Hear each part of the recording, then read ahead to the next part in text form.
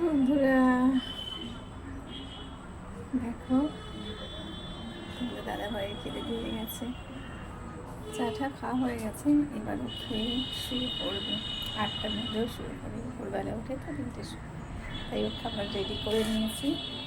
দেখো, মেবা নিয়েছিল ওই তখন বাজে 3টে, আমি সে দেখি বানানো চলছে, 1:30 নাগাদ থেকে শুরু করেছে।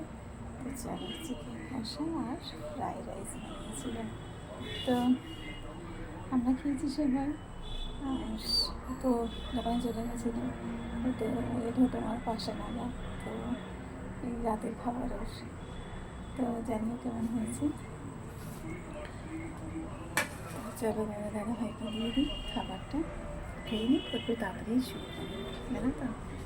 তো মেয়েরা সব পড়াতে গেছে, ও তো পড়াতে গেছে 11টা, আর ছোটো ছোটো ঘরে টিভি দেখছে, একদম মেয়েরা ফোন খাচ্ছে। তো চলো দাদা ভাই খাবার দিয়ে, ওই আসবে তো, খাবারটা খেয়ে নাও। তো চলো টাটা, খাবারটা খেয়ে নিই। আমরা তো খাবো সেই ওই 10টা নাগাদ। তো আমরা দুপুরে খেয়ে নিয়েছি, এখন রাতে ভাত খাবো। তো চলো টাটা, ওকে খাবারটা দিয়ে দিই।